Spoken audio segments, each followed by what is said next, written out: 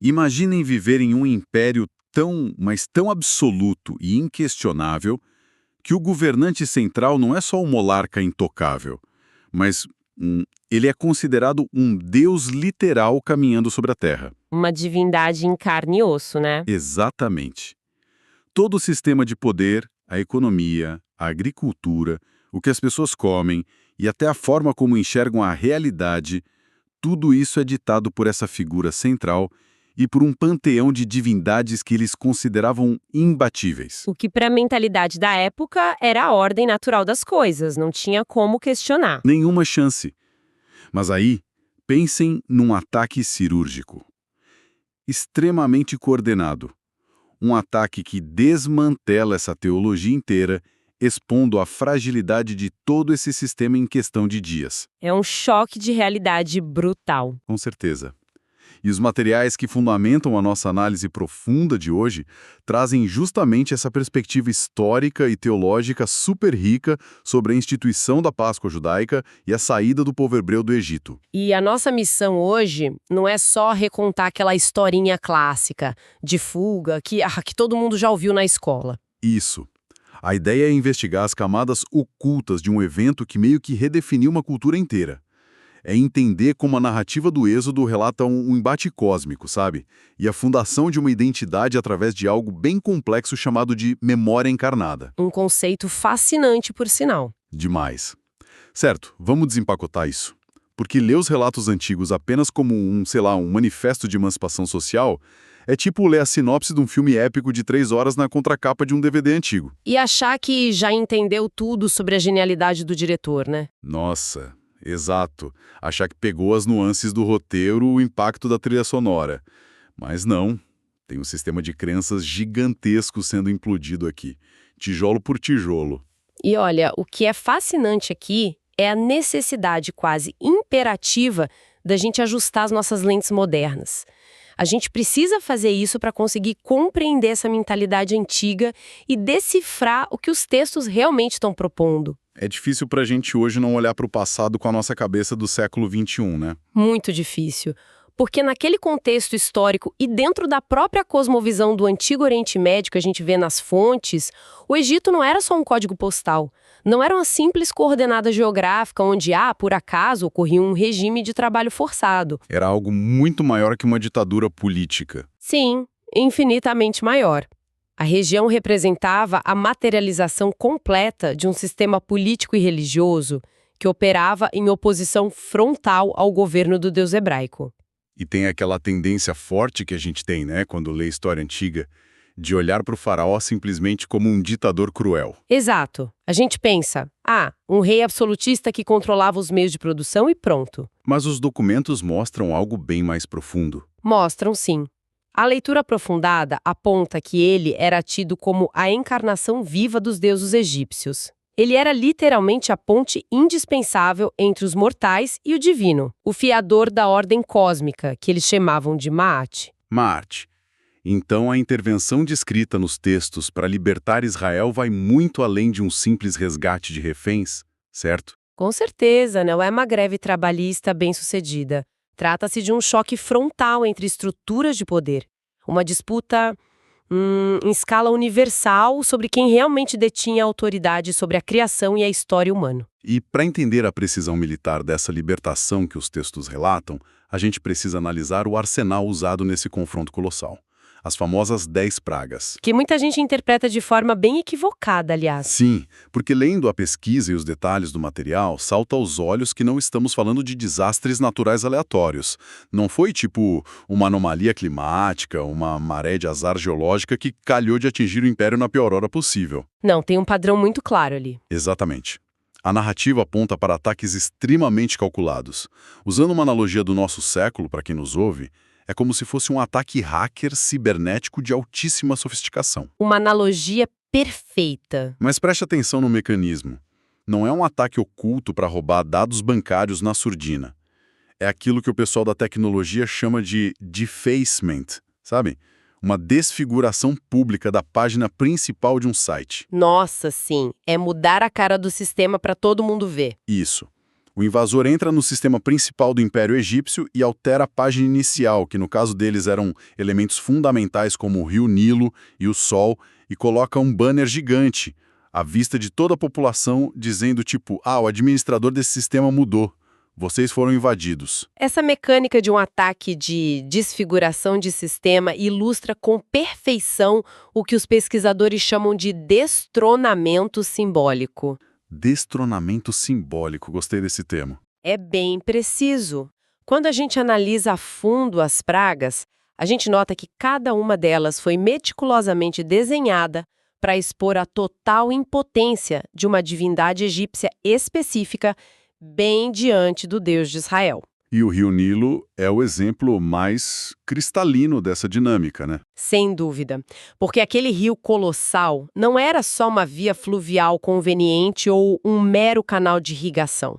Ele era venerado literalmente como a corrente sanguínea divina. Era a fonte garantidora de toda a fertilidade e da economia do império, frequentemente associado ao deus Hapi ou a Osíris. Então, quando o texto diz que o Nilo virou sangue, tem uma declaração teológica brutal em andamento aí. Representa a falência simultânea e inegável do abastecimento de água, da agricultura, da economia pesqueira e, claro, da sustentação religiosa egípcia. caramba, é derrubar todos os pilares de uma vez só. Exato, e o mesmo princípio exato se aplica ao Sol. A adoração solar com a figura de Ra representava o ápice do panteão deles. O Deus Supremo, basicamente. Sim, e aí um império inteiro que fundamenta sua força no Deus Sol, de repente, segundo o texto, é engolido por trevas tão densas que podiam ser apalpadas. É o equivalente absoluto a invadir a sala de controle da divindade suprema deles e puxar o disjuntor principal. Pera, vamos parar para pensar nas implicações disso. Qual era o objetivo final de humilhar publicamente essas divindades, uma por uma, ao invés de apenas, sei lá, resolver o problema prático? Como assim? Porque, raciocinando de forma pragmática, se a ideia era só tirar a população escravizada de lá, uma praga única e fulminante resolveria não. Ou talvez um teletransporte em massa, já que a gente está falando de intervenção divina. Faz sentido pensar por esse lado prático? Pois é. Gastaram um tempo enorme derrubando a credibilidade do Nilo, depois dos sapos, depois do Sol. Isso soa quase como uma demonstração de força excessiva, sabe? Um teatro meio desnecessário. Como o material que estamos analisando interpreta essa necessidade de destruir a reputação do panteão inteiro e não apenas abrir os portões? Olha, a chave para entender essa progressão toda não está na demonstração de força bruta, mas no conceito de jurisdição. Jurisdição. Como no direito? Exato. No mundo antigo, predominava a crença inabalável de que as divindades eram estritamente territoriais. Em outras palavras, o deus de um povo governava apenas dentro das fronteiras das terras daquele povo. Ah, entendi. Então o deus dos moabitas tinha poder em Moabe, os deuses egípcios eram invencíveis dentro do Egito e por aí vai. Perfeito. Então, ao humilhar sistematicamente cada deus egípcio, não de longe, mas operando exatamente dentro do domínio de força deles, a mensagem que se estabelece é totalmente revolucionária para a época. Prova que ele joga no campo do adversário e ainda ganha. Isso. Prova-se que o Deus de Israel não é uma divindade tribal de segunda categoria, restrita a atuar em montanhas ou desertos remotos. O Êxodo é apresentado como a revelação suprema de que há um único Senhor soberano sobre toda a criação. Então o sol obedece a ele, a água, os insetos, a vida e a morte respondem aos comandos dele. Exatamente. Nenhuma força da natureza e nenhum sistema de poder humano tem um mínimo de peso diante dessa autoridade. A libertação relatada inaugura a manifestação pública de que o controle sobre a história humana, na verdade, nunca pertenceu ao faraó. Certo. Então o sistema central de crenças do império foi totalmente formatado. A credibilidade do faraó despencou e as correntes de ferro estão prestes a cair de vez. O cenário está armado para a saída. Só que a pior herança que um sistema opressor deixa não são os grilhões nos pulsos, concorda? É a mente condicionada. A escravidão psicológica é sempre a mais difícil de quebrar. Sim, É possível realizar um êxodo em massa, tirar uma população de milhões de pessoas do Egito da noite para o dia, mas como se tira o Egito de dentro da mente dessa mesma população? Esse é o verdadeiro desafio logístico. É quase impossível. Construir um povo livre, com uma identidade nova, a partir de pessoas que nasceram, cresceram e apanharam sob o chicote durante gerações, isso me parece um desafio psicológico infinitamente maior do que derrotar um exército. Como os textos descrevem a substituição dessa mentalidade de servidão? Porque destruir algo ruim é um processo, mas construir algo do zero é completamente diferente, né? Exatamente. E esse é o grande ponto de virada intelectual e cultural da narrativa. A resposta para essa monumental reconstrução psicológica nos leva diretamente do cenário de destruição do Império Egípcio para os alicerces da engenharia social de Israel. Onde eles começam a montar essa nova sociedade. Isso. E antes mesmo de darem o primeiro passo físico fora das fronteiras, antes da fuga em si, uma instrução bem peculiar é estabelecida no texto. É instituída a Páscoa. O ritual que veio antes da própria viagem. Exato. O material de estudo aponta de forma contundente que garantir a liberdade física dos corpos era terrivelmente insuficiente. Era vital reprogramar a mente coletiva para que eles não implorassem para voltar ao cativeiro no primeiro obstáculo lá no deserto. O que, de fato, quase aconteceu várias vezes depois, né? Várias vezes. E a ferramenta metodológica escolhida para essa reprogramação profunda foi uma refeição, uma prática litúrgica comunitária extremamente carregada de simbolismo. Aqui é onde a coisa fica realmente interessante. E eu confesso que me levanta uma certa desconfiança sobre a eficácia do método. Como assim? Você acha fraco? Pensemos como legisladores, tá? Ou organizadores de uma nova sociedade. Se o objetivo primordial é fundar uma nação, erradicar séculos de trauma, estabelecer novos princípios inegociáveis e garantir que ninguém, nos próximos 1000 anos, esqueça o dia da independência lógica tradicional, dita a criação de algo massivo e permanente. Monumentos, estátuas, esse tipo de coisa. Isso. Ergue-se um obelisco de granito com 100 metros de altura. Constrói-se um arco do triunfo intransponível. Ou, no mínimo, escreve-se uma constituição gravada em pedra e exposta na praça pública. Mas a escolha metodológica documentada é um jantar. Pão, carne e ervas. Pão, carne assada e ervas amargas. Qual é o sentido prático de usar uma refeição? Um monumento de pedra atravessa milênios e impérios. Um jantar acaba em 20 minutos e é literalmente digerido. Como uma simples refeição compete com um obelisco na hora de fundar uma nação? Olha, a objeção em relação à durabilidade física de um monumento é bastante válida à primeira vista, mas ela ignora um problema profundo e inerente à psicologia humana e à sociologia. Que seria? O obelisco impressiona visualmente no primeiro mês, talvez no primeiro ano, mas na terceira geração, aquele monumento se torna apenas uma parte irrelevante da paisagem urbana. É verdade. A gente passa por estátuas na rua todo dia e nem olha quem é. Ninguém mais olha e muito menos questiona o significado daquilo. A escolha de instituir uma refeição contorna a habituação e tange o que os estudiosos de antropologia e teologia definem como a genialidade da memória encarnada. Memória encarnada? Como se a lembrança virasse corpo. Exato.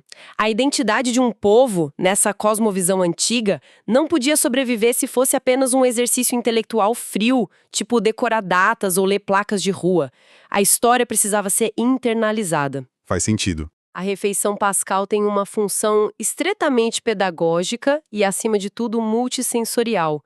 Em vez de ler a história, o indivíduo é convidado a sentar e literalmente comer a história. Comer a história, nossa. Sim, o pão sem fermento, por exemplo, que é mencionado nas fontes, não é uma mera variação culinária regional. A falta do fermento comunica fisicamente, na textura da comida, a pressa angustiante da saída. A massa não teve tempo de crescer. É uma urgência da liberdade servida diretamente no prato de cada família. Eu imagino que o cheiro e o gosto têm um papel neurológico formidável nisso também, né? A biologia mostra que o nosso olfato e o paladar estão ligados por vias super rápidas, diretamente aos centros de formação de memória e emoção no cérebro. Muito mais rápido que a visão. Sim, é uma conexão muito mais visceral e imediata do que a visão pura e simples de uma estátua de bronze. O mecanismo biológico opera exatamente em favor dessa memória encarnada. As instruções incluíam também o consumo obrigatório de ervas amargas. E o objetivo definitivamente não era promover uma harmonização gastronômica agradável, sabe? Ninguém estava querendo ganhar a estrela Michelin ali. Definitivamente não. A meta era trazer de volta, agredindo o paladar físico, a aspereza, o ardor e a dor excruciante das décadas de trabalho escravo fabricando tijolos no Sul. Um gosto horrível de propósito. De propósito. Quando uma criança, séculos depois do evento original, experimentasse o amargor extremo daquelas ervas durante a cerimônia anual, não haveria como ficar indiferente. Os olhos lacrimejariam de verdade. A escravidão deixava instantaneamente de ser um conceito abstrato lido em um pergaminho e se tornava uma experiência física, queimando na própria língua. E ainda tinha o cordeiro, né? Sim, assado de uma maneira muito específica, representando o ápice da preservação da vida na narrativa. Toda essa dinâmica que engaja os sentidos garantia que a liberdade fosse compreendida não como um mero triunfo do esforço humano ou de táticas de guerra, mas como um resultado irrefutável de um resgate divino tangível. Compreender essa abordagem multissensorial muda completamente a perspectiva sobre as prioridades pedagógicas de antigamente. É literalmente mastigar a própria origem para garantir que o cérebro jamais apague a informação. É a forma mais eficaz de retenção que existe. Mas, analisando as fontes, dentro dessa sala de aula inusitada que é a mesa de jantar, tem um elemento preparatório que ocorre do lado de fora das casas e que possui um teor extremamente gráfico. O sangue nas portas. Exatamente. O texto traz o comando explícito de sangrar um animal e passar as marcas de sangue nos umbrais das portas. Teoricamente, isso garantiria que a letalidade daquela noite não atingisse quem estivesse lá dentro. Uma instrução bem pesada. E sendo bem pragmático e um pouco cínico agora, para ouvidos contemporâneos do século XXI, pegar sangue fresco e esfregar na fachada da casa soa não apenas rústico, mas macabro. Soa quase como feitiçaria, como a criação de um amuleto primitivo para afugentar entidades malignas. Como os estudiosos do material analisam essa instrução sem que ela pareça só mais uma superstição sangrenta do Antigo Oriente Médio? Olha, isso levanta uma questão importante sobre os fundamentos morais e a mecânica da redenção que é apresentada ao longo de toda a narrativa hebraica. Porque destoa muito do que a gente considera civilizado hoje. Demais. Mas na cultura bíblica antiga, e em grande parte das civilizações vizinhas da época, o sangue está inseparavelmente associado à essência irredutível da vida. A lógica é simples para eles. Derramar o sangue significa atestar que uma vida se esvaiu. A vida está no sangue. Exato. Portanto, a aplicação rigorosa desse sangue nas portas, conforme os especialistas detalham, não operava de modo algum como mágica ou um feitiço de proteção místico contra o caos. Não era um escudo invisível de fantasia. Não, o significado era estritamente pactual e jurídico. O sangue funcionava como uma assinatura irrefutável em um contrato de pertencimento. Era a marca visível e inegável de que aquela família específica confiava na instrução divina e estava abrigada sob os termos da aliança proposta. Entendi. Destrinchando essa lógica pactual, faz sentido enxergar isso como um marcador definitivo de fronteira ideológica. Uma espécie de passaporte diplomático vermelho, sabe? Afixado de forma agressiva na fachada da residência. Passaporte diplomático.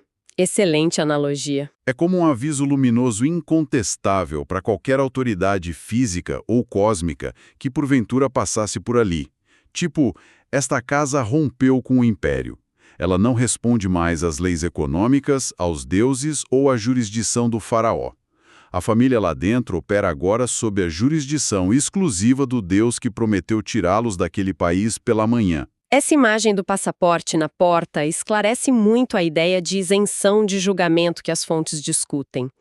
A marca externa indicava que a residência estava coberta pela vida de um substituto oferecido. A mecânica descrita é totalmente fundamentada na troca. O animal morre, para que os primogênitos sobrevivam intactos à passagem do juízo. Estabelece-se um princípio duradouro de identificação e substituição. Perfeito. E um detalhe analítico crucial, amplamente debatido pelos historiadores que examinam os textos antigos, é que o foco da proteção não recaía sobre a pureza moral ou os méritos intrínsecos das pessoas abrigadas ali dentro. Não era sobre quem era a pessoa mais boazinha do bairro. De jeito nenhum. A matemática era fria e objetiva. Se houvesse um simpatizante egípcio abrigado na casa marcada com sangue, a vida dele era poupada. Caramba. E o inverso. Por outro lado, se um hebreu de linhagem pura decidisse ignorar a gravidade da instrução por achá-la, sei lá, rústica demais e não aplicasse a marca, ele arcaria com as mesmas consequências terríveis que o império vizinho. A proteção não era por etnia, era pela obediência ao ritual da porta. A segurança provinha única e exclusivamente da obediência radical à instrução e da confiança no meio de salvação providenciado. É um padrão teológico muito denso que permeia todo o desenvolvimento posterior das escrituras antigas. Então, com os umbrais manchados do lado de fora e a refeição pedagógica sendo consumida às pressas e de pé do lado de dentro, o relato atinge seu ápice absoluto. A noite da libertação entra em curso. O momento de maior tensão de toda a narrativa. Gigantesca. Porque todo o peso teológico, cósmico e litúrgico que exploramos até agora colide simultaneamente de forma brutal. É o exato mesmo evento histórico, desenrolando-se na mesma fração de tempo, cruzando o mesmo território, mas gerando dois resultados diametralmente e fatalmente opostos. O que a gente chama de paradoxo daquela noite. E o fator decisivo se resume unicamente a qual lado da porta marcada a pessoa se encontra no momento em que a noite avança. Essa noite específica materializa e consolida toda a natureza paradoxal da intervenção divina na história humana, conforme argumentam as fontes que estudamos. Como assim? Força com duas frentes. O evento varre o país e atua como uma força com duas frentes distintas. Para o império que controlava o mundo conhecido, representa o colapso absoluto de uma ordem tida até então como inabalável e perpétua. O império desmorona. Sim, o faraó que amanhecia todos os dias convicto da sua própria divindade e imortalidade é violentamente confrontado com o limite mais assustador de todos, a fragilidade e a mortalidade humana. O poder sistêmico implacável que esmagou milhões de pessoas no trabalho braçal por séculos é desarticulado e fragmentado em questão de horas. Enquanto isso, do outro lado das portas. Dável atua trazendo libertação e consolida o ponto de partida de uma nova trajetória como povo. O material nos instiga a entender que uma ação divina direta na história nunca possui o luxo da neutralidade. Não existe meio termo. Nunca. Ela age como um reagente químico que expõe verdades irrevogáveis, dividindo violentamente as águas entre os que aceitam o alinhamento com esse novo governo supremo e os sistemas de poder que persistem em resistir e operar na opressão. Então, o que tudo isso significa quando colocamos as peças no tabuleiro final? Significa que as pesquisas de os textos antigos fazem questão de documentar que o nascimento dessa nova nação não foi um lance de percurso. Não foi um lance de sorte. Nenhuma fuga furtiva na calada da noite, onde guardas dormiram no posto e um grupo esperto aproveitou uma falha na vigilância do império. O cerne da narrativa é o forjar inquebrável de uma identidade cultural e espiritual que ocorre no exato milissegundo em que as armas e os deuses do antigo opressor são expostos como inúteis. Estabelece-se uma linha divisória inconfundível na cronologia da humanidade ali. Minutos antes, populações inteiras eram meras propriedades carnais de um ditador, catalogadas como gado. Minutos depois, emerge uma nação independente, cuja constituição inaugural não exigiu pergaminhos sofisticados elaborados por filósofos. Ela começou a ser gravada diretamente na memória física, através do gosto abrasador de ervas indigestes e da visão de uma porta pintada em vermelho escuro. Se conectarmos isso ao cenário geral do desenvolvimento dessa civilização ao longo dos séculos, compreendemos o verdadeiro motivo da ordem final e incisiva deixada nos documentos. A ordem para repetir o processo. Exato. A determinação inegociável de que a Páscoa deveria ser repetida todos os anos sem falta. E a insistência nessa periodicidade não visava a criação de mais um feriado no calendário agrícola, onde o povo pudesse simplesmente descansar das lavouras. O objetivo central era instalar no coração da sociedade uma pedagogia perpétua, totalmente à prova do tempo e das distrações. E eles sabiam que as crianças iam ser fundamentais nisso. As instruções dos líderes originais prevêem, com um realismo psicológico fascinante, que em cada uma das celebrações futuras, as crianças da casa inevitavelmente estranhariam o cardápio. Elas iam questionar o motivo de ter que comer um pão duro, sem gosto, junto com plantas que machucam o paladar. Pai, por que a gente está comendo isso? Exatamente isso. E é exatamente nesse ponto de confusão e curiosidade infantil que a mágica da retenção acontece e a memória do povo é reatualizada. A geração mais velha é forçada pela dinâmica a contar a história da libertação, não como quem narra um mito distante e fantasioso, mas puxando aquela nova geração para dentro da narrativa de sobrevivência. Então a repetição não era só uma prisão tradicionalista e chata.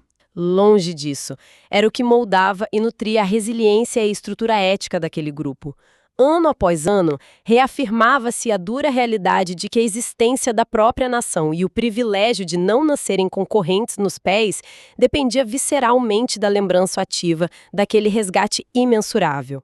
A prática constante servia e ainda serve como um antídoto mais eficaz contra o vírus do esquecimento histórico. É uma arquitetura de transmissão de conhecimento incontestavelmente genial. E, traduzindo toda essa complexa mecânica antiga para os nossos dias atuais, para a incansável busca humana por discernimento, e para todos nós que procuramos devorar pesquisas e artigos na tentativa de entender as engrenagens invisíveis do mundo? Tem uma lição muito forte aí. Muito. O design original da Páscoa foi magistralmente concebido para impedir o apagamento mental de uma cultura que tinha tudo para desaparecer no pó do deserto. E essa tática milenar inevitavelmente vira o espelho para nossa própria condição contemporânea. As estruturas que desenvolvemos para reter lições valiosas. Isso, as metodologias e práticas de vida que criamos para não deixar que as nossas próprias superações caiam no esquecimento, dão um tom exato de quem somos hoje. A clareza das nossas convicções, a forma como valorizamos as liberdades alcançadas e a afiação do nosso próprio intelecto dependem de maneira inseparável do vigor com que guardamos os ensinamentos difíceis. Lembrar ativamente das batalhas do passado provou ser a ferramenta mais importante para manter a liberdade autêntica no tempo presente. É que a memória coletiva e a reflexão constante, quando cultivadas de forma intencional e materializadas em práticas diárias que realmente exigem da gente, constroem barricadas intelectuais e emocionais impressionantes. Essa memória preserva o avanço e impossibilita o retrocesso. Impede que a gente volte a ser escravo sem perceber. Exato. Impede o retorno, ainda que num nível bem sutil, do campo ideológico ou psicológico a velhos padrões de submissão e ignorância que a humanidade demorou séculos para romper. A grande tese extraída do núcleo dessas fontes antigas é um aviso muito atemporal. Permitir que as raízes da libertação definem pela conveniência do esquecimento diário é o primeiro e mais perigoso passo na direção de entregar de volta as chaves da própria mente aos sistemas de controle. O que, sem dúvida, pavimenta o caminho para um pensamento final extremamente provocativo e inadiável para nossa audiência digerir após a exploração de hoje. Navegamos pelos registros antigos e observamos de perto como a memória do rompimento de correntes inquebráveis reativada com insistência metódica, através de uma refeição multissensorial e até desconfortável, funcionou como a mais impenetrável armadura de um povo contra o apagamento total projetado por um império colossal. Uma resistência baseada na memória. Sim, e trazendo o peso dessa constatação para o frenesi do nosso cotidiano, fica a indagação pertinente para quem nos ouve. Quais são as nossas práticas litúrgicas pessoais? Os pequenos rituais ou as rotinas intencionais e firmes que cultivamos a cada amanhecer para cravar na nossa memória a lembrança dos princípios que não abrimos mão. Uma excelente reflexão. E a parte mais indigesta dessa reflexão para levarmos adiante? Será que as práticas modernas de foco e aprendizado que a gente tem são robustas, difíceis e amargas o suficiente para nos manter imunizados contra a superficialidade crônica, as ideologias passageiras e os sistemas de escravidão virtuais da era da informação que disputam ativamente o governo e a hackeagem da nossa atenção e das nossas mentes todos os dias? É de se pensar profundamente. Quando deciframos no nosso mergulho de hoje, engolir a história alheia sem internalizar seus princípios dolorosos através da prática contínua é se conformar em ficar apenas lendo a sinopse incompleta do filme grandioso que deveria ser a própria vida e a nossa busca por conhecimento. Uma questão colossal, profunda e necessária para que o pessoal continue dissecando muito tempo depois que este nosso encontro com os antigos textos egípcios e hebraicos chegar oficialmente ao fim.